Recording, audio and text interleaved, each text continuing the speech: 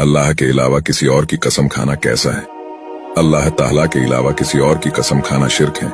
आजकल के लोग अपने माँ बाप की कसम बहुत आसानी से खा लेते हैं और उस पर यकीन भी कर लेते हैं। ये कोई छोटा अमल नहीं है, ये बहुत बड़ा गुनाह है। रसूल अल्लाह ने फरमाया, जिसने अल्लाह के अलावा किसी और की कसम खाई उसने शिर्क किया। इस्लाम में सबसे बड़ा गुनाह कुफ्र और शिर्क ही है। देखिए, कसम अल्लाह ताला ने कुरान में भी खाई है। अल्लाह के नबी ने भी कई जगहों पर कसम खाई है। आपने कहा, कसम है मुझे उस जात की जिसके कब्जे में मेरी जान है।